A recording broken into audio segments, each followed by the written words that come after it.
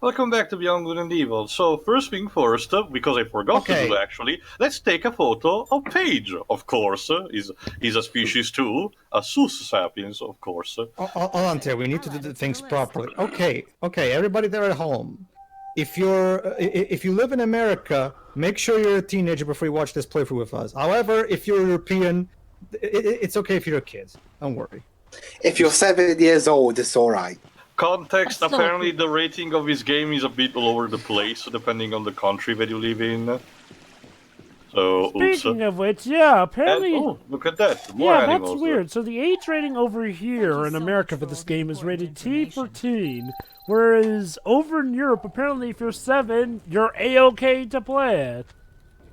Peggy 7, yes. I mean, okay. Going off of what I saw Beyond Good and Evil 2 and E3, I guess I could see why that would have been highly rated. However, seeing this game, I have yet to see anything that really seems that adult so far. Honestly, I would argue that so far, this is a Peggy 3, as far as I'm concerned. I mean, what exactly is in this game so far that would be... You will see later. Again, it's mostly political stuff and the oppression themes. Like I mentioned, it's taken mostly from Oddworld, so any major dark theme that you can imagine, you can compare it from that. Oh yeah, Sure, isn't there a new Oddworld coming out soon? It's actually a remake, in this case, of the second game, Abe's Odyssey. Well, then again, Teo, somehow... Exodus, sorry. Somehow, Teo, the Hunchback of Notre Dame got rated G. Yeah, Pedro does have a point. Just because you have political themes doesn't mean your age rating gets raised. But that's the thing, Jova. The Hunchback of Notre Dame has an old man sniffing a woman's hair. Oh, Like, look. Here's how the hell does a movie like that get a G rating? Disney, that's how. The French, it was okay for the French. Like, Let me put it like this. Well, I mean, look, if you look at the Disney Renaissance as a whole, there's a lot of pretty dark stuff that they allow for G-rated kids. no, I know that, but none like in Hunchback, though. In Hunchback, no, we literally Pedro, have Pedro, a guy, Pedro, an old Pedro, man fantasizing about a hot chick. I was agreeing with you and expanding on your point. Sure. Okay, but never to the extent of of Hunchback. Hunchback takes that thing to the whole new level. Unless you count Black Cauldron. Honestly, Black Cauldron is just... But Pedro, it's also dark and all that stuff. Jova, I actually saw that movie as a kid. Anyway... I wasn't traumatized, I was just bored to sleep. Moving on, go ahead. No, basically the cool thing that you can do, you can point actually your camera at the sky and actually can see the constellation. Oh, fuck you. The constellation. Basically, this is one of your roadblocks. You will get a tool later on in order to bypass this obstacle. Welcome everyone to the constellation of fuck you. Anyway, I'm just exploring here just to see what... because you can do also some minor side activities in the hub world, but I will show more of those later. For now, let's get back to the city. Time to see actually proper. The main canal. Yeah. It's not like Venice, like some of you guys suggested, but it can be pretty close. I would say more like Amsterdam, maybe? Pedestrian district one of these days. Narrower. Whatever you want, Jade. Sounds good to me. I'm getting a bit thirsty. Unless it's like the Merseyside Canal or in Liverpool. Alright.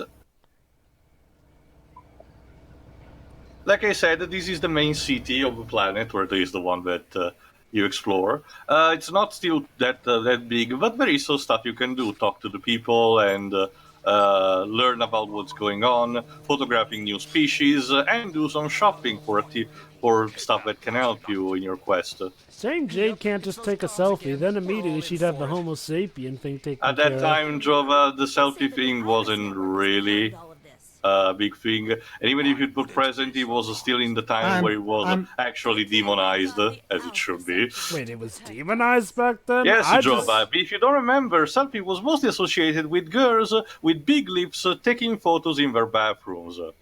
Oh, that. Yeah, that was where selfies. Also, another thing that you need to understand immediately: these guys with this type of armor, they're not the Alpha team. They're the Helian's main, instead, the defense force. So they're not associated with the Alpha team. You can distinguish them easily because, well, the Alpha team wear black armor because they're edgy.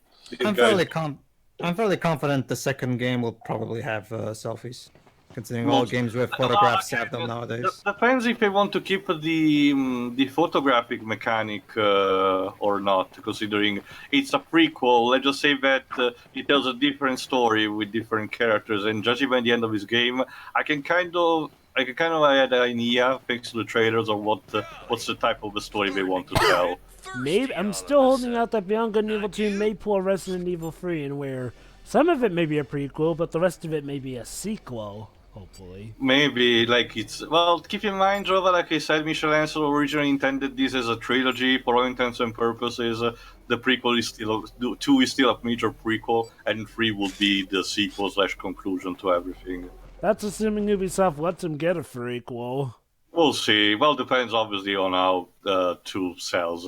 I guess it depends, like, well, on if he is gonna rely on Anyway, that, or if he's gonna Look play at it that! safe. The bartender is a cow person. Taurus, of I'll date and course. file it. Although it has the fur pattern of the skin pattern of a cow. Hiya, Mo. Hi, Jade. Okay, and he has sunglasses. That looks like an Earthworm Jim character. Like I said, since it was Mission Ansel team, that the same was still partially inspired by Rayman, so the Rayman games, and those actually have some of the similarities to for Jim as well, so doesn't surprise me too much. Anyway, I also actually like the bar, the Yakuza bar actually has a theme on its own, but I don't know what specific language are the lyrics, because considering the different countries of inspiration for this game, I actually don't know if it's Jamaican, Cuban, Portuguese, Brazilian, for example. I haven't asked yet properly. I'll probably fetch the lyrics and ask to someone in the meantime just to see. Anyway, the bartender is telling you just minor foreshadowing for a side activity that you can do near the end of the game, or some legendary treasure that you can potentially find. But anyway, communicating the password tells us that we should probably look at the upper floor. Lovely. Other things that you can do in this bar. Oh, a sharp person. Nice. Of course. Carcharodon. The inventory is coming along. Thanks again. Thanks. Basically, when the person doesn't have that much to say, he just tells you like a generic. It's similar to the "Thank you for releasing me from Spyro." Anyway, this is Francis. He's a dick because he wears a pearl on top of his hat, and if you can beat him to a game of air hockey, he can give it to you. It's hard. The mini game of air hockey is very hard in this game because you need to act fast and with precise reflexes. So Just like air hockey just in do real it. life. Just do it if you're really curious or you want to be dedicated to be completionist about the game. Getting all the pearls is not necessary for finishing the game, but getting all of them basically unlocks a special all of these with busy saves. Thank you. Hey, at least it's not like Super Mario Sunshine where they supposedly hide a big unlockable behind them all. Or do they? No. Like I said, they only said you don't even need all of them in order to. Like I'm just demonstrating here just for the training. Also, yeah, this is the official music for some particular side activities of Sounds the mini games. Jamaican. I don't know. But yeah, you move with the analog stick and then push the block in the direction you want. You need to push them in that specific spot on the other player's field. So it's incredibly hard because they have in true tradition of this kind of mini game, the computer is a cheating bastard, of course, because it has inhuman reflexes. Wait, This how'd was the you training, by the lose? way. It didn't look like anything. Oh wait, it's a matter of getting them onto your side. No, they need to be pushed on the other side. If instead they got on your side, you lose. Exactly. And since I don't want to bet credits for the time being, let's just move on. Okay, so it's a bit different from regular air hockey. A bit. It's more. Yeah, it's a bit different from traditional air hockey, but the mechanics are basically the same. Well, yeah, the mechanics are similar. It's just like, well, instead of having, you know, slots on each end that you're Oh, trying to we get it found. through. Man, Azrael really Splendid got bad picture. over the years. Okay, your roll of Noted. film is finished. Good. I'll transfer a pearl to you, Jade, Thanks. and I'll recharge your film. Didn't know film needed to be recharged in the future. Yes. That's why. Why do you think they? Why do you think they scrapped? Why do you think most movie studios are going away from German? Anyway, this gold person has basically drunk himself over because the alpha sections have been dicks to him. What a surprise! But apparently, he hid something in the fountain square. So all we need to do is to actually have a code and actually open it to get some goodies from him. Because I mean, he says, but basically he doesn't really need them anymore. Anyway, there you go. That particular ticket is basically the code we need to input. You'll get a lot of similar to these as you go along through the game. Alright, let's go talk to our contact in the meantime.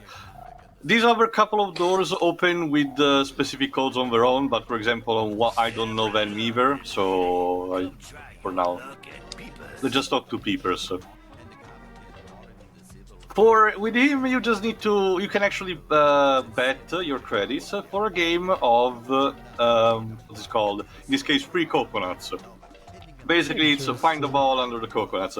Thankfully, in this case, if you have a good eye, even the AI doesn't really cheat that much. So if you have a good eye, you can manage to spot the marble ball and actually win relatively easily. Only betting 100, though, I see.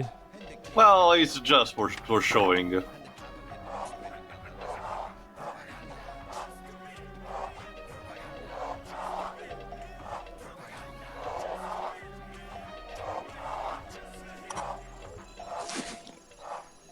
Alright, where is it? On the right. There you There go. you Wow, go. congratulations, Shira. I'm actually, like, surprisingly, I'm actually very good at those. Congratulations, Shiro. You win. Anyway, let's communicate. Satisfaction of it. Let's communicating in the password. Basically, but we need to do another round, and if we surpass it, we're basically welcome to the resistance. Keen.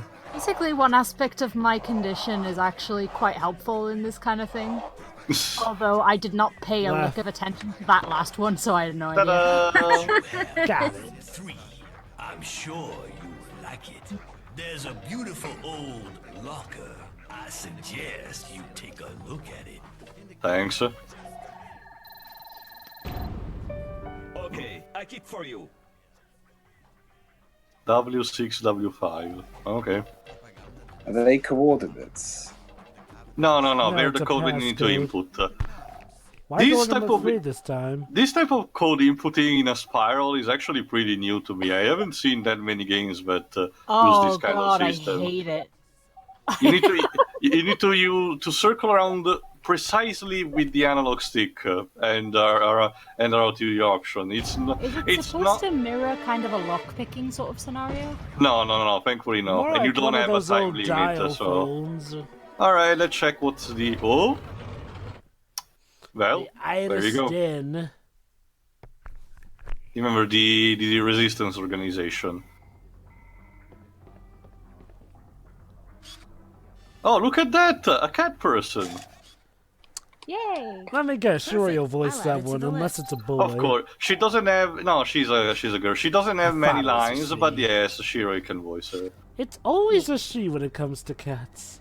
Well, Why humanoid cats. Yes. Allow me to introduce you to Jade. Yes. Poor cat males get no representation at all. Editing and Except in distribution Miraculous by newspaper Ladybug. Iris. Also, Granblue Fantasy. Yeah, they're a protagonist. On these screens, you can see the majority of our correspondence. I mean, If you paid the attention cat to in this, the hat. hold on. If you paid attention to this FMV, you may have noticed that one of these people is a walrus kind of people. This guy actually operates one of the shops in the town plaza. So if you know this information, you kind of know that this guy can be on your side, and you can take advantage of that. Well, they're not protagonists to me. They keep sneaking into my bedroom. They've embarked everyone there. Anyway, apparently the Alpha sections have taken prisoners. Yeah, and they took them in a place where they shouldn't even be. There. Let me guess. Alpha, even though they say that they're here to protect us, they're in cahoots with the aliens so that they can have control over us. That's what the Resistance is speaking, but it's up to us demonstrating that. Something about it seems a bit off, though. I can't help but put my finger on it. But that's the thing, well, the prisoners are not just taken to our location, they are moved all over the place, obviously. And ultimately they're transported to the moon. So... Well, gee, they really don't want somebody escaping. There you go. Iris had an agent, Double H, sent to investigate, camouflaged as one of the Hylian soldiers, but apparently was captured on service, so Jade kind of needs to take his place. You know, I like how the secret organization doesn't do that stupid cliche of, oh, you can't refuse or we'll kill you. It's like, no, they automatically go, oh yeah, you can refuse if you want to. Like, we understand if you feel it's too dangerous. There's still the thing also, Jova, that the situation is desperate. Even though the characters are not panicking every 2 seconds, there is actual tension in the air because the DOMs are kidnapping and killing people, and the Alpha section don't seem to have improved that much in many conditions, in fact, and made things considerably worse. Gee, I wonder why. But yeah, again, I appreciate how, you know, the Resistance here aren't all this gung-ho about forcing Jade to do this stuff, though. Like, well, they're completely understanding if you want to say no to this. That's actually kind of a breath of fresh air. Anyway, we got also an holodisc, so let's see. It's not as bad as what's her name from the Matrix. Alright. Freedom Operation. The Alpha sections have deceived us. Since the beginning of the war, they have been controlled by the DOMs and profit from the general chaos to kidnap innocent people. Thanks to Double H, we now know where the victims are taken to on Hylis. 1. The Neutrophils factory. Huh? 2.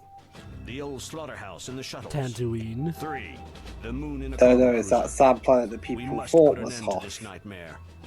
Yeah, Every salt proof line relating planet, to this sorry. conspiracy Great. will bring us more and more support from the people. Yeah, that. A general Salty uprising off. will allow us to Anyway. overthrow the Alpha section. There you go, that's what's important right now for the Resistance. Not so much causing chaos, but uniting the people of Illis. But we need photographic evidence to find out exactly what's going on at the factory. Photos of the victims. Photos of the Alpha sections without their helmets on to know who they really are. That's where you come in, Jade. You take over Double H's Really? mission. They really are His showing the last power report. of the press with this game. Yeah. 1923. I am in the Forbidden Zone. Frank West would be proud. 1930. This is actually one case where the whole, the photos can be photoshopped or anything, is questioned by the Alpha team, obviously, but the people actually do believe it because of the fact that they used, they're using a genuine way so much on Illis, so they're more inclined to believe rather than believe that they're fake news. There's not that much saturation of that. That's also why the museum needed that collection for of the animal forms. He's done a lot for us. Thanks to him, the Iris Network was able to get in contact with the governor of Hylis. The governor is Yeah, the governor really is also important for the uprising because, of course, she can provide basically popular support. Yeah. So in this futuristic world setting, how does the government work? Do we still have a president wherever they are? No, Illis is an independent planet. We don't know if mankind has like an empire or a set of republics, like say Star Wars, for example. For all intents and purposes, Helis is an autonomous planet, completely on its own. Hence why we're not receiving any particular support from, say, other potential planets. The characters do mention that there are other planets colonized in the galaxy, and Jade occasionally has the remarks that she wants to go visit them someday. But other than that, Helis is on its own, hence why also the situation is critical. The Dons are an invading force completely out of nowhere. It's up for Helis, it's up out of their normal comfort zone, hence why the Alpha team were actually not invited but welcomed when they came on, because people thought they were actually a difference in the conflict. But now things seem to have turned for the worse, and therefore the people are uprising as a result. So is the governor the one in charge of the world normally? Normally, yeah. But it's similar also to Final Fantasy VII, for example, in where the autonomous group, in this case, the Alpha team. Okay, it's more of a mixture of Final Fantasy VII and, say, Metal Gear, where a PMC, in this case the Alpha team, has taken control of the situation and essentially has imposed martial law. And the mayor basically has her hands tied for the most part. That's also where Jade comes in. If you can provide some photographic evidence, the mayor can actually provide you codes that can allow you to bypass doors that you need to go through in order to further investigations. Don't you mean the governor? True, sorry. Keep up the good work. Anyway, so that's how things are. So there's a lot to take on, and in different situations. So let's take our time for the moment. Thankfully, there's not much pressure, and there are some side activities that you can do.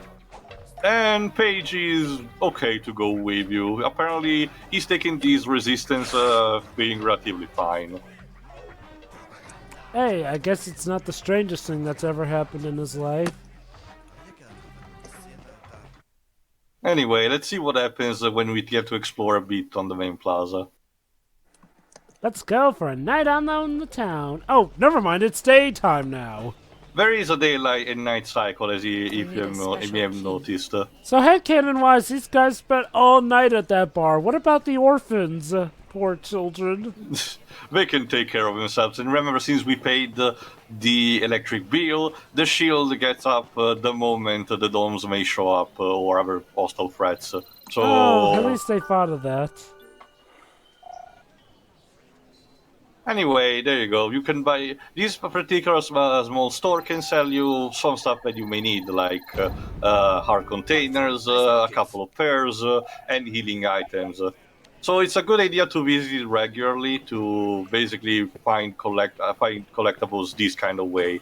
It's not like an alternative, and say in a sense, but say, oh, you missed a collectible here, it shows up here. No, the game still has doesn't really have any particular missable content, but some particular, it's similar again to Super Mario Sunshine, like Jova mentioned. Some of the collectibles are actually sold here.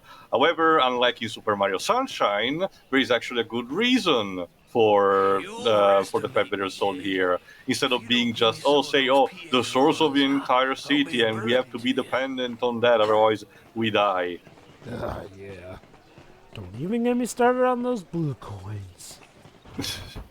It's so ironic that it's basically a Tom Nook surrogate, the one who sells them. Yep. And never mind the fact that the citizens get on your rear end for daring to supposedly be behind the disappearance of the Sunshines. Tom Nook there is selling Sunshines, and yet the Piantas never think to arrest him. Anyway, in this particular side district, you can actually find, by moving that piece of furniture, a passage which Jade can use. Unfortunately, this means that she has to go solo for this.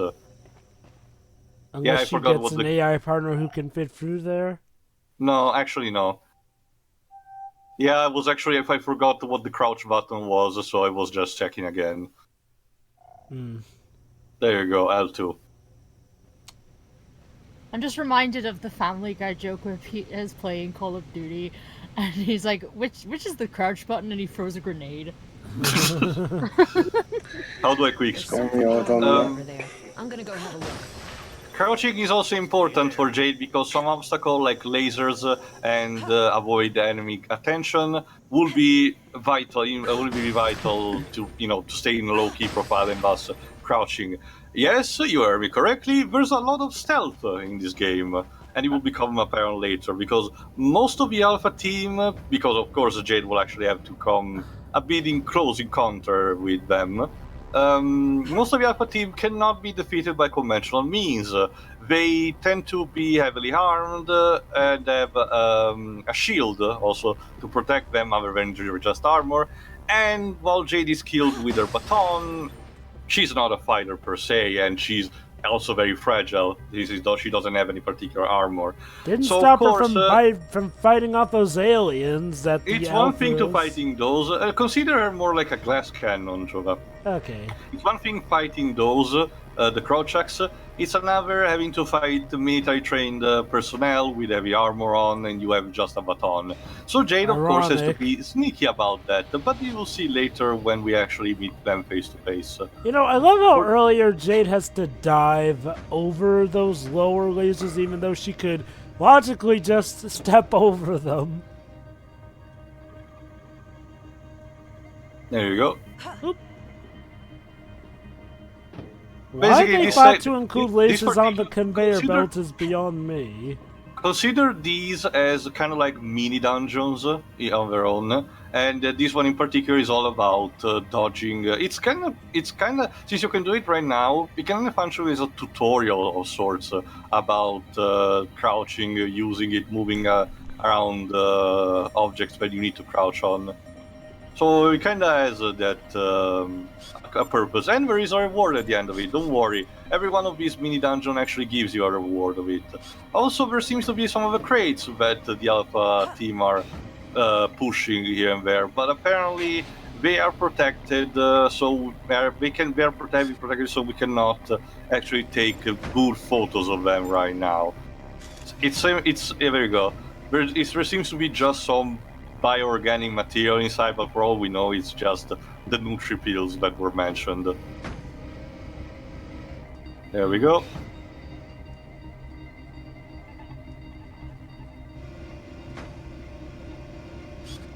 Basically, the key of this is to this particular conveyor belt makes sense. It's a classical platforming dungeon where you need to outsmart the conveyor belt, but at the same time not being trapped because Jade cannot go across the container barrels. So basically, you just need to jog your way here. There we go. And there you go. We're almost there. All we need to get is there. I love how the barrels can go right through the lasers without it harming them.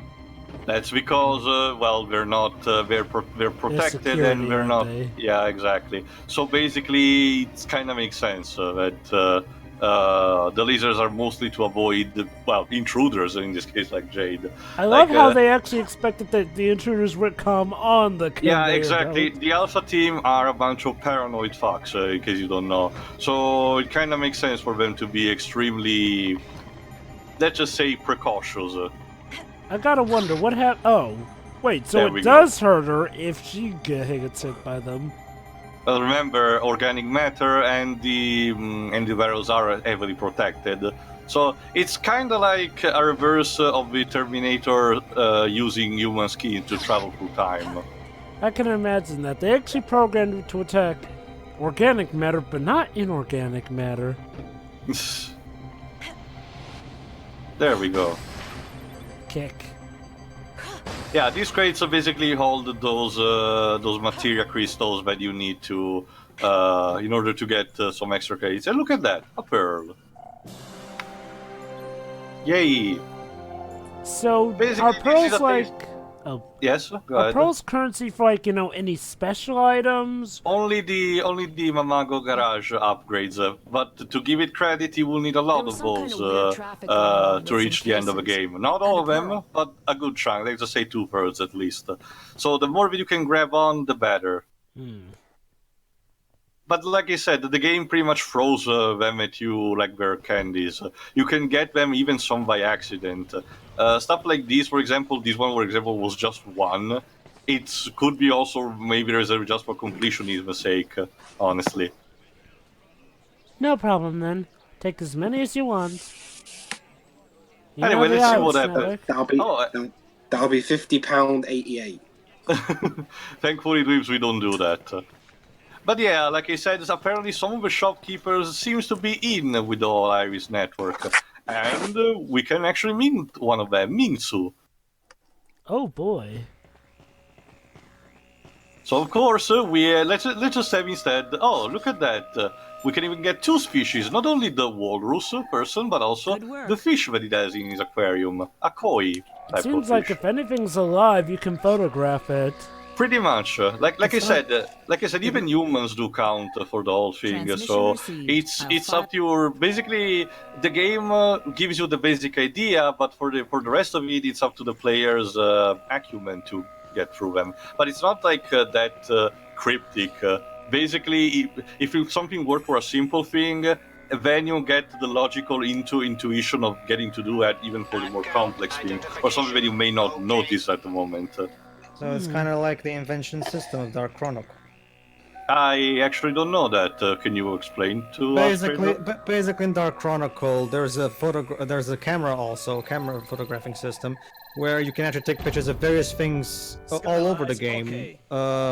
And depending on the things you get, Max may have ideas for a new invention, which will translate into you getting a new gadget that gives you an ability that might make your life easier. Oh, that's nice. But yeah, if you want to have an easier time in completionist when it comes to getting all the animals and the pearls, you can purchase 2 raiders here at a relatively even small price. Like I said, I'm at the beginning of the game, but I managed to get them easily. And unlike raiders in most other games, these one actually are very helpful in telling you exactly where to look at. We don't tell you the methods of obtaining these pearls or unlocking the places where the animals may be found, but at least they give you a general direction in where to go. Like, for example, there you go. You can select them easily from your map menu. So it's not like a case of pulling separate menus all over the place. So the animal detector, does it like detect animals that you've not photographed yet? Yes, same for the pearls. They detect only the stuff that you haven't got, meaning that you cannot go wrong and say, oh, I already covered this spot. Very handy. They do. Honestly, I think it's a good balance between the just telling you where to go and how to do things, and the not telling you anything at all. Also, gotta love that advertisement that was demonizing Iris with blood and everything. Well, of course, the Alpha section is completely demonizing the... an eagle person. Let's take a photo of him. The Alpha section is completely demonizing the Iris movement. The inventory There is we go. coming along. We Thanks found- again. This guy sells newspaper, therefore, but only the conventional one. So basically, if you get your subscription to them, you will receive them periodically, just telling you, since they tell you things in a more quote-unquote neutral way. But if you want to see instead how things go, obviously, you only have to read the Iris network and the communications that the Iris section do. But unfortunately, there you go. Some of the people actually do not know about the password of the Iris network, like this guy. So you think that was, for example, giving in the password will say that it gives you like the newspaper of the Iris network. now. But no, instead this guy is actually clueless. So it's kind of a nice touch in not having you taken everything for granted. Thanks. Anyway, I think it's time to actually exit here. Congratulations! I think. You have chosen Yes, to yeah. subscribe to the Hylian Word for the informed citizen. Lovely. Thanks. Whatever that means. Well, Jova's informations and everything, like, they tend to parade themselves as they're the champion of information. Anyway, this particular section you cannot go through yet. Let's just say you need someone or something that can go through these lasers, and Jade is not the most indicated person, but... Ooh, a spider. Add to the list. Yep. So there you go. At least I can take these for the moment. Paige, thanks.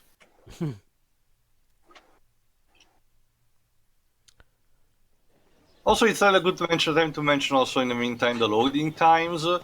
For this, I don't know how they were in the original version, but for this HD remaster version, they're not that intrusive. They are a bit scattered all over the place, so the areas are not too big. So when you transition between one of them, one and the other, they are present, but they don't last too long to overstay their welcome. So, Tio, as a remaster, how well would you say that this HD remaster does its job in terms of, making this more HD? Well, when it comes to, Alright, talk about that, though. No, I'm asking partially, I haven't. for the What I full haven't bit. checked is. Hold on. Of course he does. I haven't checked videos of comparison, but I'm pretty sure there are some, like for example the Prince of Persia video, where they show, for example, that in War Within they completely fucked up with the shader. Yeah. Anyway, jump cut here, because since I have the zoom, like I mentioned, when you have the force field active, you can go through on the roof of the orphanage, and just by positioning yourself right here, and waiting for the good moment, there you go. Lutra Erecta? A Looks like a two-legged potter. porg. Amazing. It's Alter. How'd it get up there? I don't know. And apparently it likes when the force field is active, because it only shows up when you do that. I guess to it, Oh, well. it's Aurora Borealis. This is. It would love. Wait, it Hi, says. doggy. Let's see what happens. Play now, If it likes a bigger area, force fields are active, it would love Highlander too. Oh no. It looks like a fusion between a wolf, a dog, and a polar bear. It's based on No. it's based on one of the shepherd type of dogs, but I forgot which specific ones. Anyway, let's go get, because the dog actually has an eating item that we can use. So, god damn it. Looks like you're Get gonna end up here. playing with him for Jesus. one time. Don't make me somersault after you, mister! You lose, That- flea uh. bag. Now give it back. Aww. So, damn it. Now what? Well, whatever. Anyway, let's check a bit on Paige's garage to see if there's something that I can use, or like a species of animal that I missed.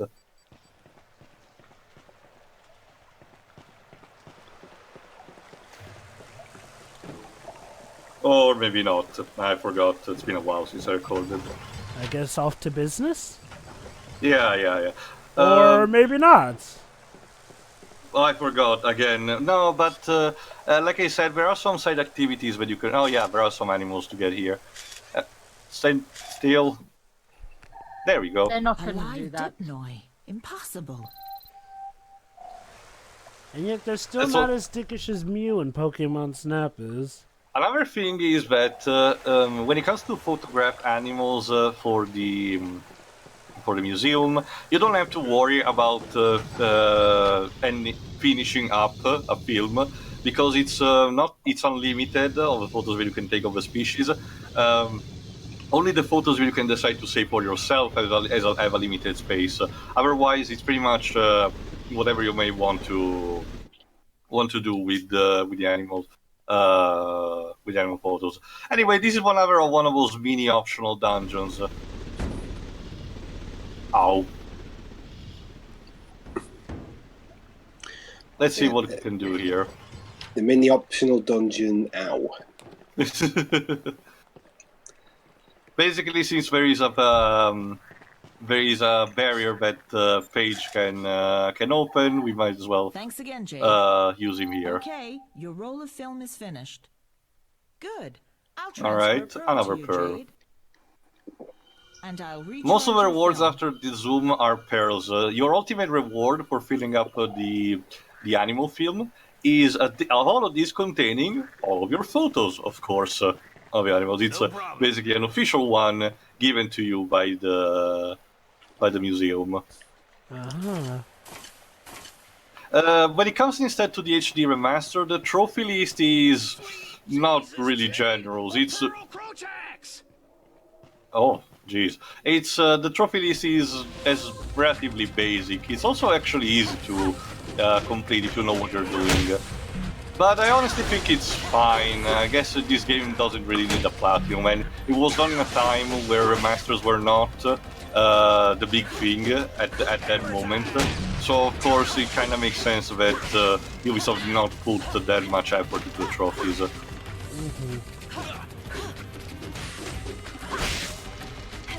There we go.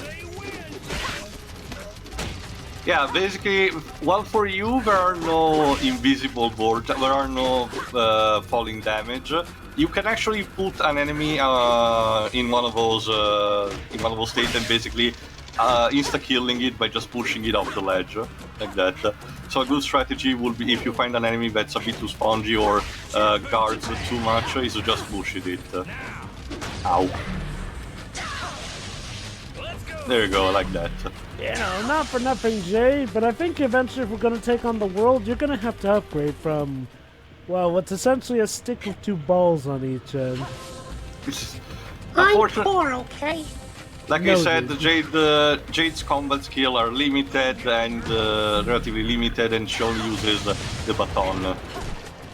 Wow, she's gonna take on the world with a baton. Like I said, she's not sweet. She's the primary gimmick here is not just the combat. The combat is mostly reserved for the light forms like this that are easy. But when it comes to the meat and potato of the game, it's more stealth that is used. Still, I mean, I can't wait to see how big and climatic the final boss fight will be. Whatever it will be. It's a bit complicated considering the end game stuff of this game is kind of weird. Let's just say that. Define weird in a universe where almost any animal can now walk on two legs. Let's just say that well, for the most part, the game structured is understandable and straightforward. The end portion basically is kind of there to set things up for future games. No wonder that there was a lot of people wanting for a sequel. Mind you, the resolution for this game that you may expect here still happens. The domes are defeated, and the spoilers, but and the alpha team, the alpha section gets thrown out of Illis. It's just how we get there that's important. Let me guess, cliffhanger. But yeah, very a cliffhanger, and a hint thrown near the end of the game that obviously it's for future titles, and by the end of the game I would like to have you to remember that. So if you saw some of the trailers for Good and Evil 2, you probably already guessed what it may be. But again, all in due time for now. AKA, big lesson for you, all of you writers out there. If you're not, unless you're absolutely 100% sure that the sequel is going to be greenlit, don't finish your first entry in a franchise with a cliffhanger. It's also sad because, like I said, this was the franchise, the IP that Michel Ancel wanted to have. It was his pet project. Mind you, it's not like he hated Rayman or anything, or he wanted to discard it. But at the time, Rayman 3 was being done, and he didn't abandon it. He was just a major consultant of it. He wanted to focus entirely on this game, and he wanted also to do it for having Ubisoft expand its range of IP. Remember, this was the crucial time where Ubisoft was exiting the stage of just being a smaller company, entering with the big boys, thanks to games like Prince of Persia or this one, Far Cry, and stuff like that. Unfortunately, however, from that era, this game was not one of the ones that jumped on and stacked with the time. Maybe it's because they were in an oversaturated market of Ubisoft products. Sorry, Theo, but this game doesn't have Tom Clancy in the title, so clearly... Well, the Tom Clancy stuff, it's mostly a product of afterward. Back then, I would argue that the series that was most popular when it came to Ubisoft recognition, outside of Rayman, of course, was Prince of Persia. It had a lot of marketing, especially here in my country. Anyway, I'll tell more later. For now, we actually purchased a new weapon from the Mamago garage, and it's time to test it. It's a charge shot for our cannon on the Overcraft. But basically, after the each major purchases, the domes will try to attack. Thankfully, in this case, it's just a meteor barrage, so you just need to dodge it. But if they send something like that space dragon from before, you can use your weapons easily to dispatch him. And thanks to this new tool that you have, you can actually defeat it even in an even easier state. This particular tool, however, it's important for the story because the first place we need to go is protected by the guard drone that we saw earlier. Thanks to this tool, we can actually destroy it and basically have our passage secured to move on. But for now, you just need to endure the round here.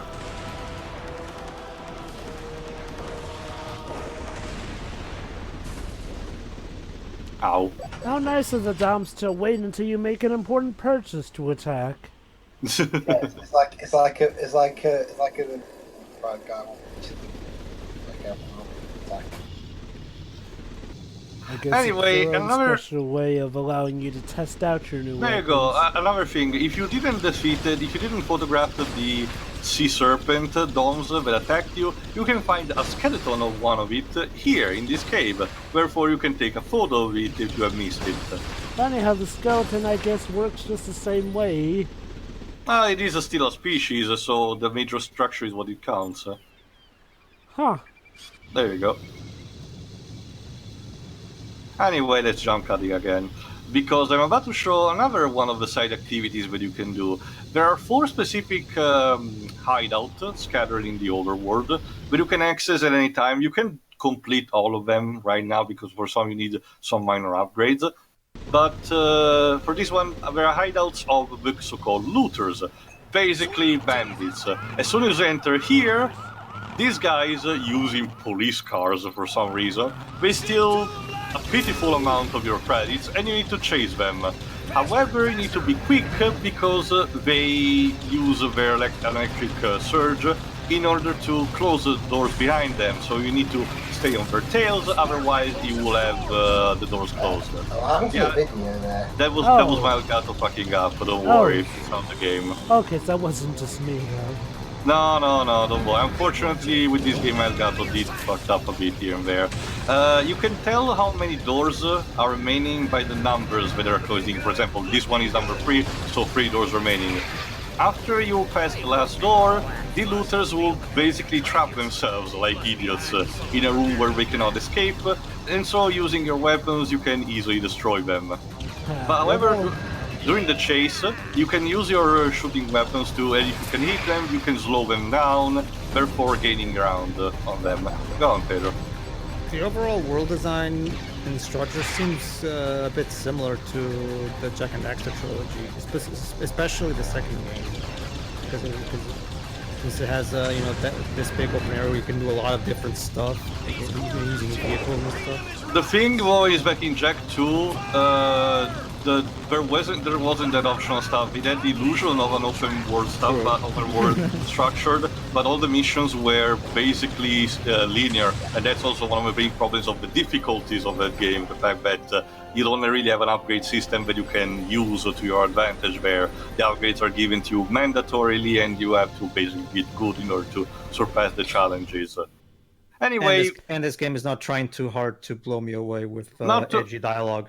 Not to mention, there is context here. Jack 2 had the disadvantage of basically turning a series that had a different, specific setting into a more darker and edgier one. Here, it's this from the get-go, and I would argue it's a bit more balanced. Like, for example, but the point is that, what I mentioned, at the end of the Looter's Cavern, after you defeated said looters, you also gain a pearl from them. So, once again, it's not entirely for naught.